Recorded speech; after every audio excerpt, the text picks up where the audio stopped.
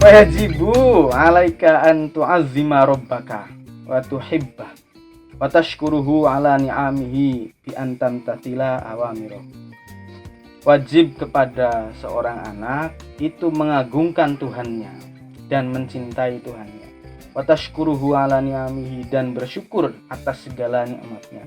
Bi an tamtathila awamirihi, dengan cara melakukan atau menuruti segala perintahnya Allah. Wa tajtaniba, lan menjauhi nawahiyahu, larangan-larangan Allah.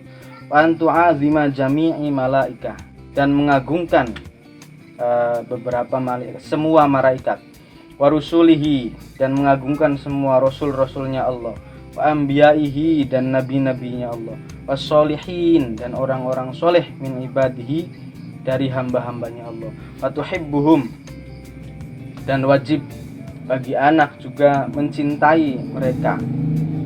Li'annahu ta'ala yuhibbuhum, karena Allah mencintai malaikat, rasulih, anbiya, dan solehin. Kemudian diberikan juga pemahaman bahwa Allah itu punya malaikat-malaikat gitu. Kan ada apal-apalan kalau anak kecil, Jibril, Mikail, Israfil, Izrail, Mungkar, Nangkir, Rokib, Atid, Malik, Ridwan. Masih hafal ya?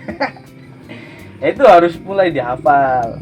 Kalau di TK kan biasanya nyanyi, itu nggak apa-apa. Ya, memang sudah harus hafal. Kemudian 25 nabi itu juga mulai harus diajarkan, diberikan pengetahuan bahwa Allah punya banyak nabi. 25 itu salah sedikitnya itu kan. Dan nabi-nabinya gitu kan, dan orang-orang soleh, dan kemudian dikenalkan pada orang-orang soleh. Ya bisa dalam bentuk cerita gitu kan, ulama-ulama dulu, wali-wali dulu, atau juga bisa dikenalkan dengan para ustaz, para kiai, disowankan gitu kan. Biasanya kan ada tradisi kalau di sini anak kecil dibawa, kiai saya minta doanya semoga anaknya menjadi soleh. Itu juga termasuk salah satu usaha untuk membuat anak mencintai orang-orang soleh gitu kan. Ya, dolan sowan ya, gitu kan. Agar menjadi orang soleh. Selain mendapat doa dan barokahnya juga supaya anak-anak itu kenal pada orang-orang soleh. Jangan kemudian anak itu ketika main kepada orang soleh tidak diajak. Kan biasanya gitu. Wah isi dia anak bakal dolan ku orang bisa ngobrol suwe gitu. Kan egois lagi orang tuanya. Ya memang wajar anak-anak memang berisik kadang-kadang. Ya memang anak-anak begitu. Tapi doakan sama orang soleh supaya mereka kenal. Jangan diajak pada tempat-tempat hiburan saja. Jangan hanya diajak ke taman safari.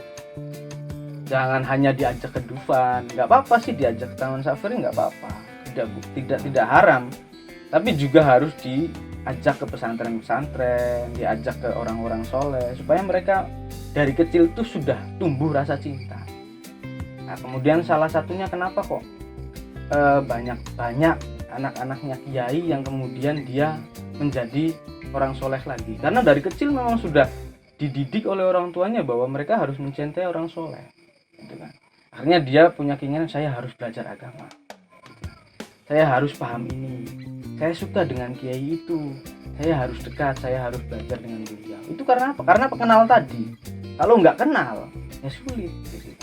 Dari kecil anak nggak kenal sama kiai, nggak kenal sama orang soleh, di pondokan ya sulit. Iya, kenalnya sama Andin gitu kan, kenalnya sama siapa lawannya itu, Mas Al gitu kan, kenalnya dari kecil gitu.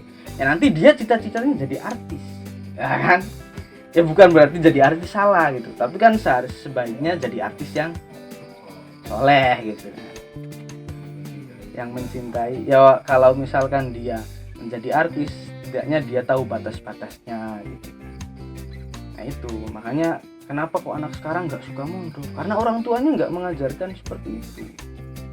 Jangan kemudian menyal, oh zaman wis akhir, angel mondok zaman. Ya memang sih dari Kanjeng Nabi lahir pun memang sudah zaman akhir.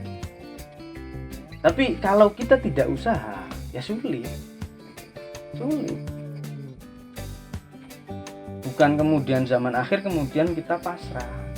Ya enggak, kita mempunyai kewajiban untuk memperbaiki diri, mempunyai kewajiban tetap untuk beribadah di tengah dunia yang seperti itu. Tetap wajib untuk mendidik anak agar menjadi orang soleh di tengah dunia yang seperti ini gitu. Bukan kemudian pasrah, yang namanya sulit pribadi harap mondoknya anak, bagaimana mau memondokin anak, duit makan aja besok nggak ada gitu. Nggak harus ke pondok yang bonafit juga nggak apa-apa. Dan sebenarnya kalau dihitung, anak yang sekolah dengan anak yang mondok itu lebih mahal anak sekolah. Dan ini kadang anehnya orang-orang tua zaman sekarang itu, dia lebih mementingkan pendidikan formal. Bukan berarti saya tidak respect terhadap pendidikan formal. Saya respect dengan pendidikan formal gitu. Tapi lebih respect lagi kalau dia dipadukan. Jadi selain sekolah, dia juga harus mondok. Kan gitu. Kalau di pendidikan formal, dia minta motor dikasih, minta laptop dikasih, minta handphone dikasih, minta apa, minta ini, minta itu, semuanya dikasih. Tapi kalau mondok sulit. Kalau Pak, tumbas kita harganya 1 juta, aduh larang temen 1 juta, padahal motor berapa? 25 juta, ya kan? Motor berapa? 25 juta. Tapi memang ada yang mahal, tapi kan hanya beberapa saja kan. Nah, kitab yang besar-besar seperti Sahih Bukhari, mungkin Ihya Ulumuddin mungkin besar dan mahal. Tapi kitab-kitab kecil kan banyak juga. Dan kadang orang-orang tua sekarang itu lebih mementingkan pendidikan formal gitu. Padahal ya, sekarang banyak sekali orang-orang pintar yang dia tidak soleh kan? tidak mempunyai akhlak. Banyak sekarang itu anak-anak sekolah, kemudian dia menjadi seseorang di kampungnya gitu. Kita bisa dikatakan sebagai pemerintahan gitu kan, atau dikatakan sebagai orang yang berpengaruh gitu. Dia ternyata menyakiti orang-orang lain. Sangat jelas lah, Indonesia ini masih banyak sekali orang-orang yang korupsi. Itu terutama karena orang tua tidak memperhatikan pendidikan itu. Akhirnya dia pintar dia berpolitik pintar, dalam berorganisasi dia pintar.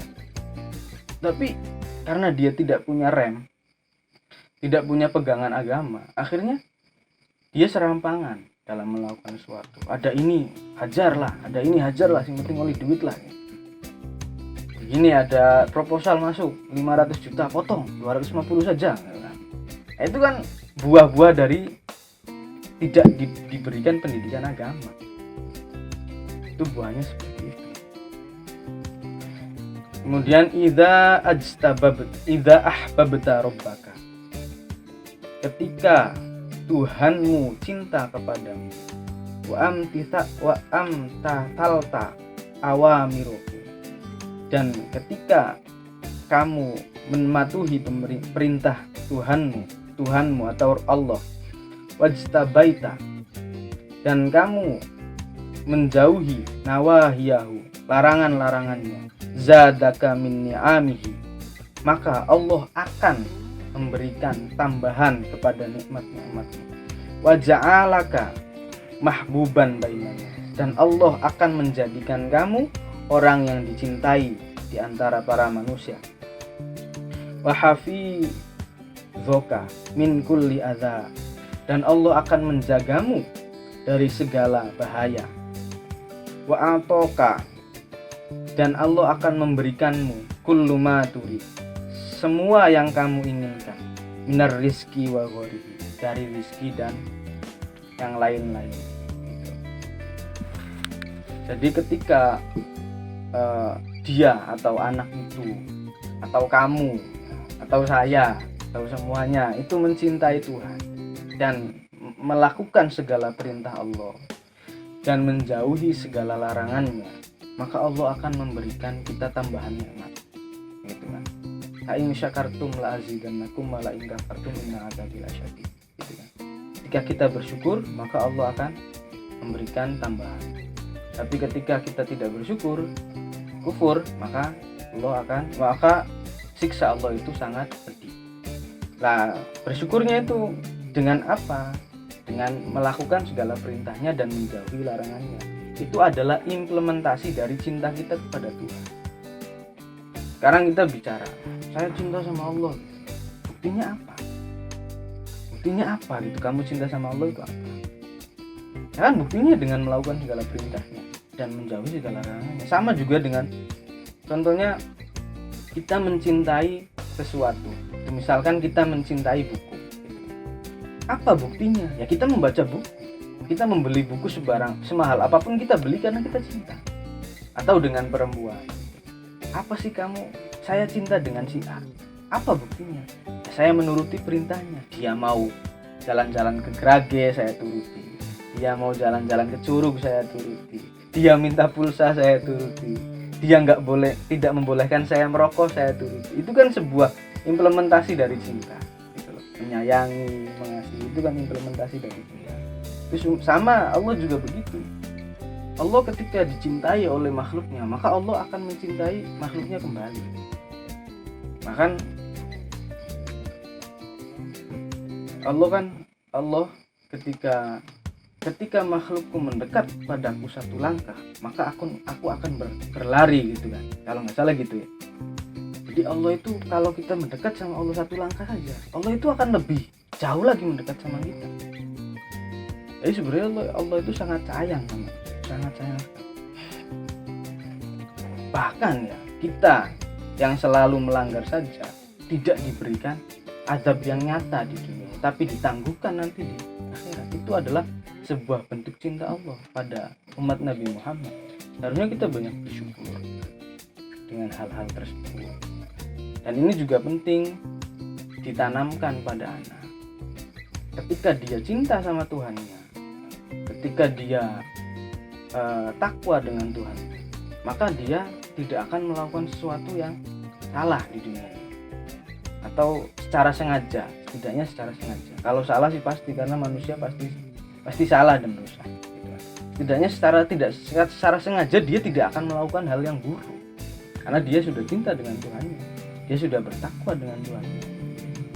Ini salah satu kenapa kok yang pertama Kiai Musonif mengatakan bahwa mencintai Allah itu pada bab-bab awal.